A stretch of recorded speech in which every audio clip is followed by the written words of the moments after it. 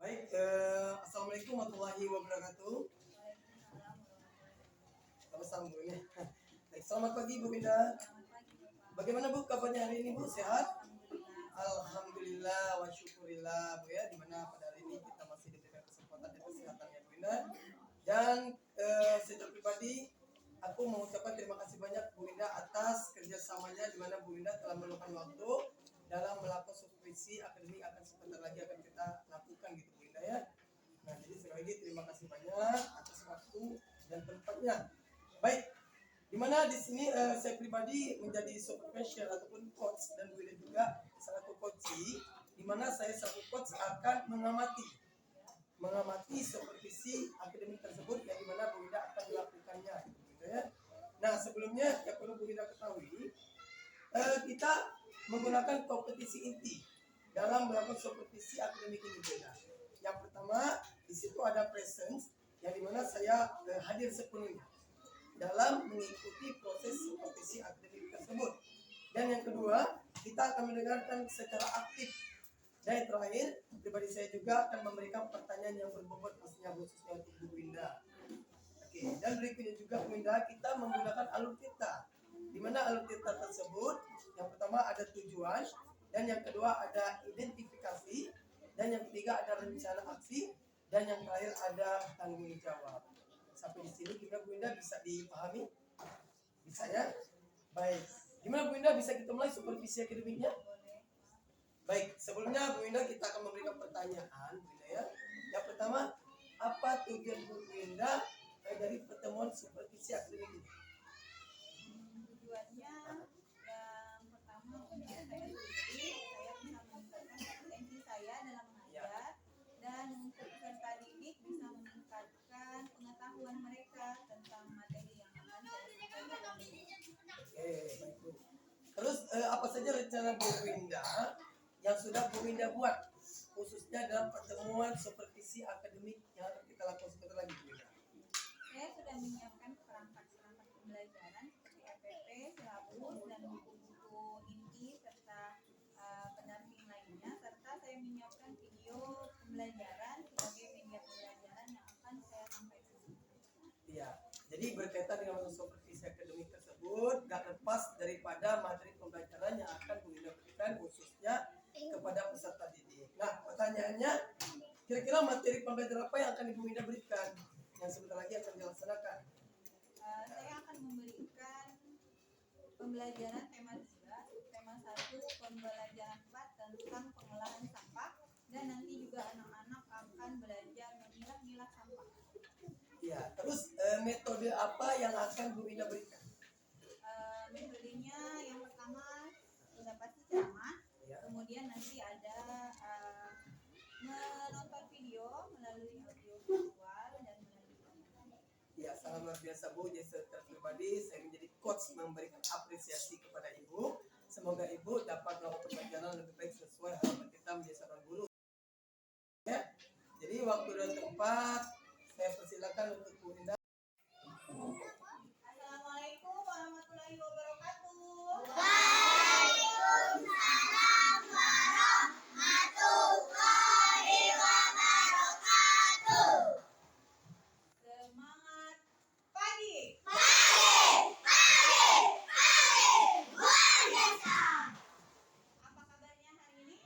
Alhamdulillah luar biasa. Allahu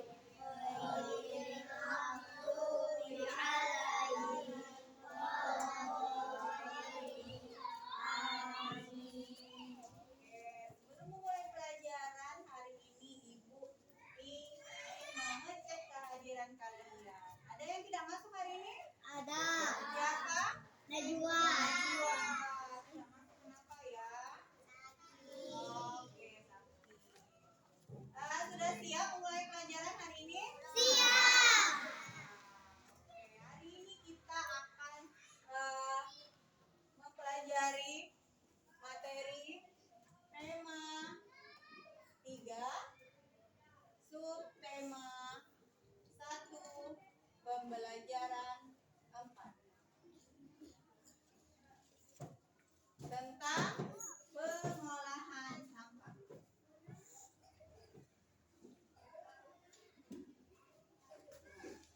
Tujuan dari pembelajaran hari ini adalah yang pertama,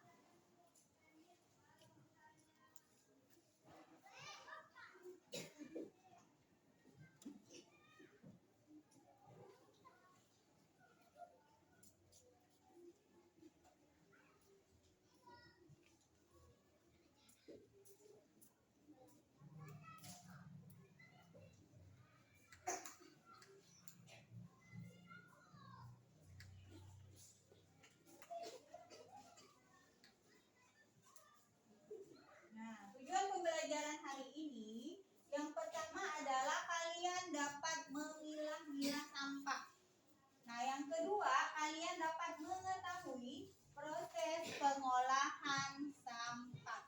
Oke, jadi nanti kalian dengarkan apa materi yang Ibu sampaikan dan kalian tonton videonya. Nanti kita akan tanya jawab tentang materi yang akan Ibu sampaikan hari ini. Sudah siap? Siap. Kita mulai. Aku Ibu dari tim SNMPTN 2021. Di sini aku akan berbagi informasi mengenai pengolahan sampah. Nah, sebelumnya adik-adik sudah tahu belum apa itu sampah? Nah, apa itu sampah? Ada yang tahu sampah itu apa? Ayo tunjuk tangan, tunjuk tangan. Sebelum bicara tunjuk tangan dulu. Apa ya?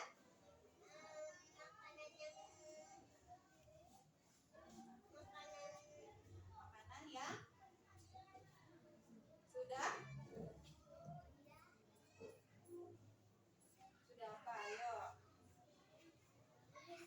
Sudah basi. Oke, kita tampung. Ali, apa itu sampah, Ali? Benda yang tidak terpakai lagi. Benda yang tidak terpakai lagi. Oke, Aisyah, apa Aisyah? Sampah itu?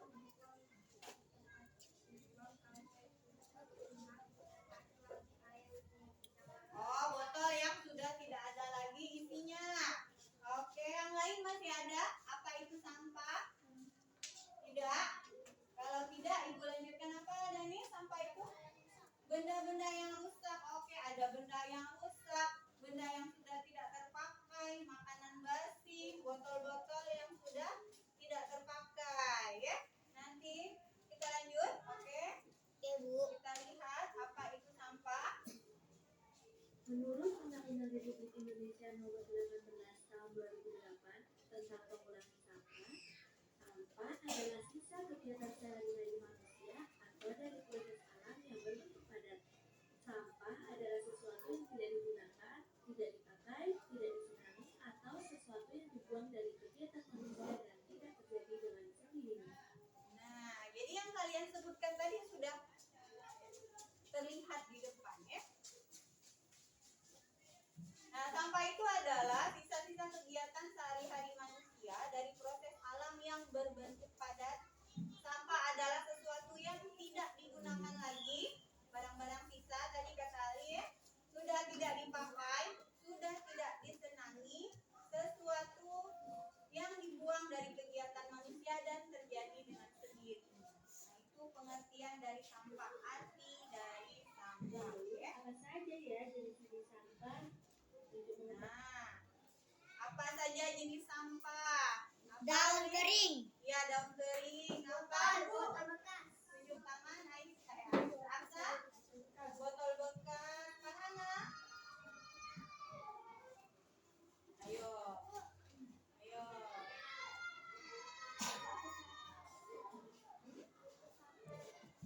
Bungkus makanan. Oke. Karen, apa? Bungkus tisu. Mikaela? Ayo, apa?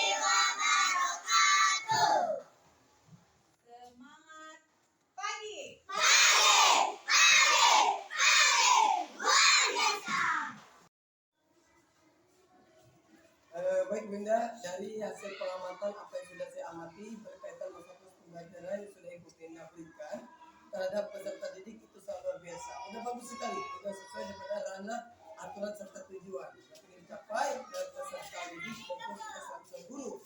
Dan pribadi saya memberikan apresiasi buat Bunda. Terima kasih banyak Bunda ya. Oke, baik. Dari pembelajaran yang saya amati ini, kira-kira menurut Bu Indah permasalahan apa yang Ibu Indah rasakan? Terus bagaimana untuk mengembangkan proses belajar tersebut? Sebelum-sebelumnya sering saya dengar setiap hari mereka ini selalu bingung bertanya.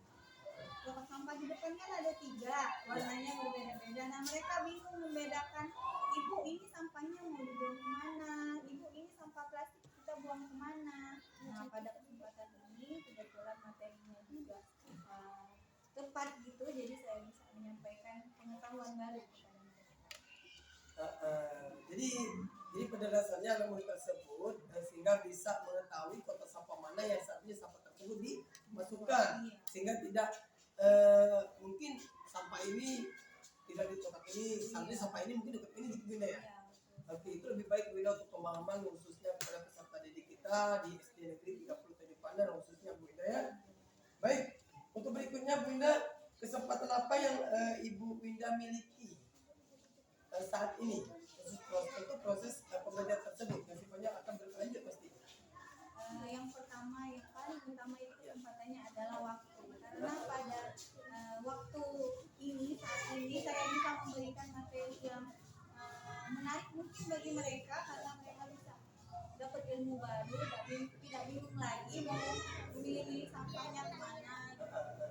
Ya itu bagus sekali Bunda. Jadi sampah tersebut secara jelas pada dasarnya itu nggak mesti untuk dibuang, tapi bagaimana kita meningkatkan kreativitas kita untuk menjadikan sampah yang tidak berharga menjadi barang yang berharga Bunda.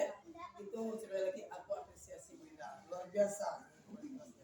Baik, berikutnya apa saja kekuatan yang Ibu Bunda miliki untuk mengatasi permasalahan ini? Nah, mungkin setelah mereka bisa memilih sampah, nanti lebih lanjut lagi untuk waktu yang ke depan saya akan memberikan pengetahuan tentang bagaimana cara mengolah sampah, mulai dari sampah yang mudah membusuk tadi dapat kita jadikan apa, kemudian sampah yang tidak mudah membusuk seperti botol dapat kita jadikan barang apa, mungkin botol-botol itu bisa jadi sesuatu yang lebih berguna kayak pot bunga misalnya kan, nggak mesti harus dibuang. Mungkin seperti itu, dan cara mengurangi sampah plastik mungkin bisa nantinya saya mengajarkan mereka bisa membawa kantong belanja sendiri atau tempat makan sendiri dari rumah. Ya, itu sangat bagus sekali Bu Indah. Berarti pada dasarnya kita meningkatkan budaya positif khususnya untuk melestarikan lingkungan yang ramah dan asri. Bunda ya, bagus sekali. Berikut, jadi untuk permasalahan hal seperti ini Bu Indah mungkin tidak lepas daripada hambatan serta tantangan. Nah, kalau menurut Bu Indah, hambatan apa yang Bu Indah rasakan dalam melakukan proses ini Bu Indah, sehingga hambatan tersebut mungkin bisa terselesaikan dan tujuan Bu Indah mungkin akan tercapai. Itu gimana Bu Indah hambatannya?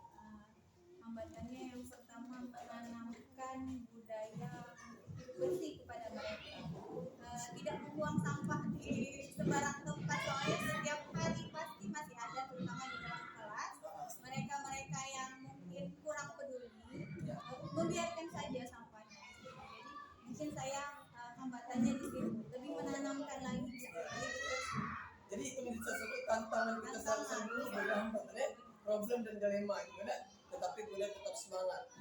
Boleh tetap dukung motivasi anak murid sehingga mereka bisa bergerak juga melakukan hal yang positif pastinya.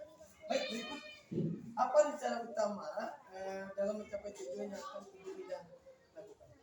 rencana untuk kedepannya. Ya. Mungkin rencana kedepannya seperti tadi saya sudah beri, saya akan menanamkan hidup bersih kepada mereka, mungkin perlahan-lahan akan menyesuaikan, nanti mereka belajar untuk hidup bersih dan mengolah sampah dan mengurangi sampah-sampah plastik. Oh iya ya. Jadi Bu Indah untuk masalah sampah ini memang sudah kita lihat pada dasarnya sangat sulit untuk diantisipasi. Jadi masalah dunia sampah Itu, tapi kita tetap untuk selalu mendukung khususnya potensi kebersihan yang ada di tanah Berikut, dalam hal ini strategi apa yang akan Ibu Indah gunakan? Strateginya mungkin kami akan diskusi seperti tadi dan akan melakukan proyek-proyek mungkin nanti membuat barang-barang yang lebih berguna dengan sampah plastik itu dan cara mengolah sampah, mungkin membuat pupuk kalau mereka sudah bisa gitu kan. Mungkin seperti itu dulu Pak. Iya, jadi segala sesuatu persiapan itu memang harus kita siapkan, tetapi tidak lepas daripada jangka waktu yang harus kita lakukan. Nah, jadi untuk masalah limit waktunya kira-kira berapa lama Bu Indah?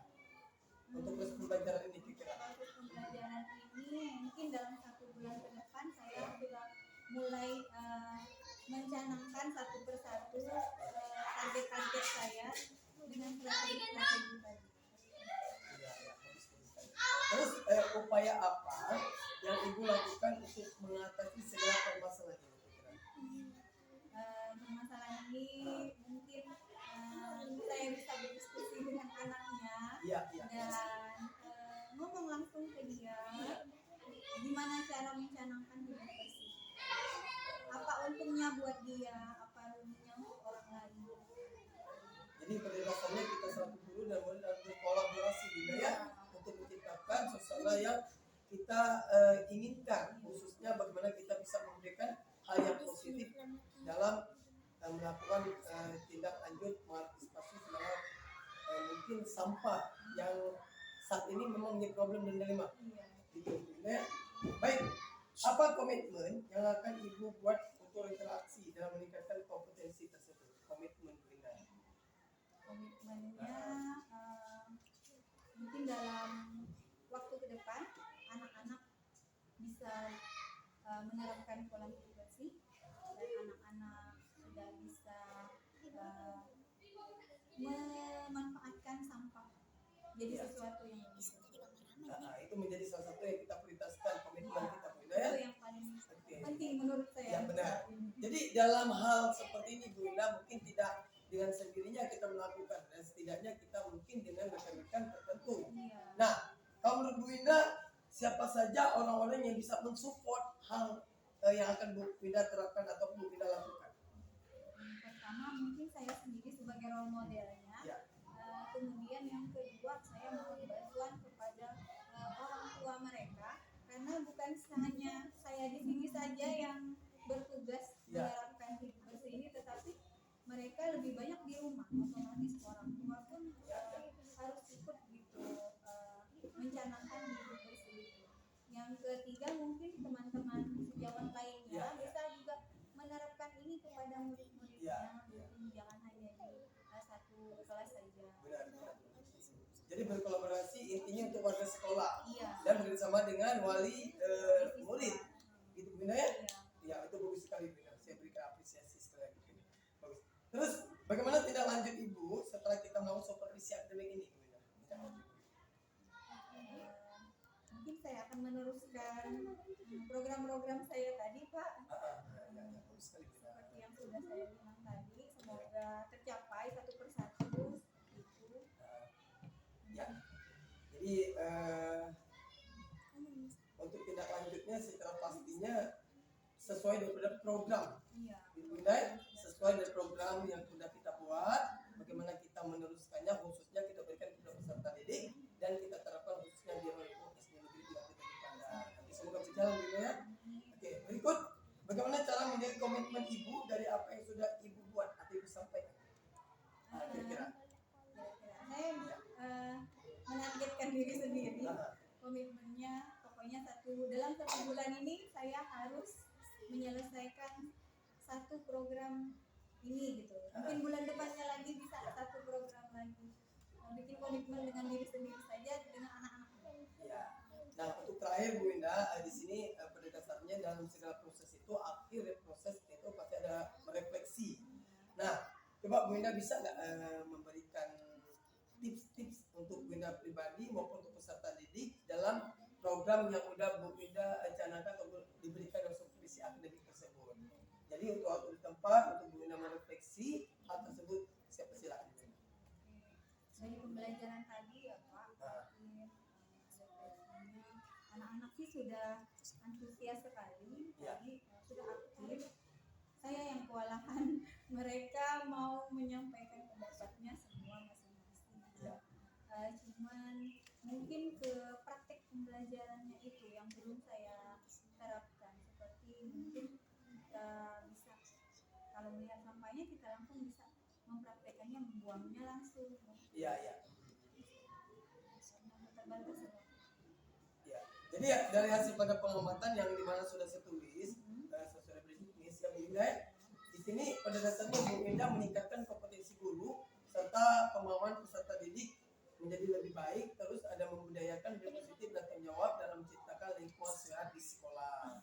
Berikut area pengembangan yang hendak dicapai di mana di sini menurut pengamatan saya dapat membedakan jadi sampah dan meningkatkan kreativitas anak atau peserta didik khususnya di lingkungan kelas maupun di lingkungan sekolah. Terus strategi yang sudah Bu Indah lakukan di sini melakukan pengamatan secara audiovisual oleh peserta didik dan melakukan diskusi kelompok dalam mengerjakan tugas yang diberikan oleh guru tersebut. Nah, di sini juga catatan yang tidak kalah penting menurut saya Bu Indah ya. Di sini dalam pengamatan saya Bu Indah sudah sangat baik dalam menyampaikan materi pembelajarannya.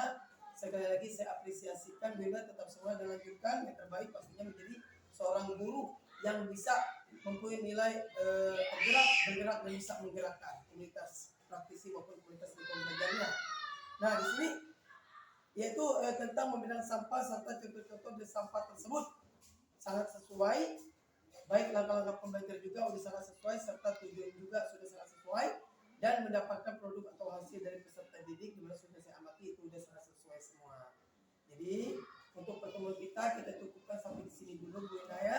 Tetap semangat, ada waktu kesempatan insya Allah bisa kita atur kembali dalam melakukan supervisi lanjutan minimal untuk meningkatkan kompetensi pribadi saya maupun Bu Indah juga selaku guru SD Negeri 30 Tanjung Pandan. Baik, sekali lagi terima kasih banyak Bu Indah telah menyediakan tempat dan waktunya, dan saya mengucapkan dan sekali lagi terima kasih banyak juga kepada peserta didik semuanya. Cukup sekian, saya akhiri biar topik wal hidayah. Wassalamualaikum warahmatullahi wabarakatuh. Terima kasih banyak Bu Indah. Sukses Bu Indah. Baik, assalamualaikum warahmatullahi wabarakatuh dan selamat pagi. Khususnya saya pribadi Aryandi, calon guru penggerak angkatan 9 Kabupaten Belitung, tempat tugas SD Negeri 30 Tanjung Pandan, Belitung, Provinsi Kepulauan Bangka Belitung. Baik, daripada hasil refleksi yang pertama sudah saya amati terus pembelajaran yang sudah dilakukan oleh Coach dan saya selaku supervisor ataupun coach di mana saya juga harus menilai kepribadian saya sendiri melalui refleksi diri latihan coaching yang sudah saya lakukan. Nah, di sini refleksi diri yang saya rasakan secara pribadi yang dimana di sini ada 4 pertanyaan. Yang pertama, apa yang sudah berjalan dengan baik selama percakapan? Baik, terima kasih banyak. Di sini saya akan menjelaskan serta menjawab pertanyaan tersebut. Yang pertama, adanya kemitraan antara supervisor atau saya selaku coach dalam supervisi akademik ini dan bersinergi secara baik dengan guru yang saya supervisi tersebut. Sehingga guru tersebut bisa leluasa menyampaikan pendapatnya serta saya sudah menggunakan beberapa kompetensi yang sudah saya lakukan. Pertama, melalui present, yang dimana saya melakukan dengan kehadiran penuh dalam proses supervisi akademik tersebut, dan saya juga sudah mendengarkan secara aktif dari penyampaian yang saya supervisi, yaitu Ibu Winda, dan di sini juga saya mendengarkan secara aktif di mana peserta didik juga menyampaikan daripada pengamatan apa yang disampaikan oleh guru tersebut. Dan juga saya sudah menggunakan beberapa pertanyaan yang berbobot pastinya menjadi salah satu kompetensi inti dalam melakukan coaching tersebut ataupun supervisi akademik tersebut. Dan saya juga sudah menggunakan alur tirta. Yang di sini yang pertama kita tujuan yang kita utamakan, terus kita bisa mengidentifikasi segala macam permasalahan apa yang sudah dilakukan atau menjadi salah satu apa yang dirasakan oleh guru tersebut.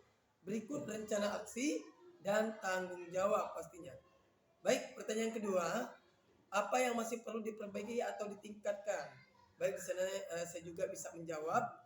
Yang saya perlu perbaiki atau yang perlu saya tingkatkan, bagaimana saya menjadi seorang coach ataupun supervisor mengajukan pertanyaan berbobot untuk menggali segala kekuatan atau kompetensi yang ada pada diri guru tersebut atau kepada orang yang saya supervisi tersebut. Berikut pertanyaan ketiga, apa yang Bapak atau Ibu lakukan untuk tetap dalam kondisi presence atau kehadiran penuh sebelum dan saat melakukan coaching? Dan di sini saya juga akan menjawab pertanyaan berikutnya. Inilah jawabannya. Sudah harus punya gambaran. Jadi yang pertama saya sudah harus punya gambaran.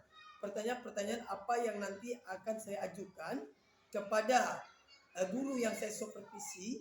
Kemudian pada saat kegiatan coaching, saya selaku coach membuat catatan kecil tentang apa yang disampaikan oleh guru tersebut.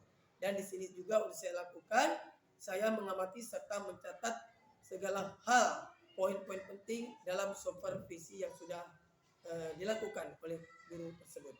Baik, pertanyaan yang keempat, apa yang akan Bapak lakukan untuk memperbaiki atau meningkatkannya? Dan di sini saya juga akan menjawabnya.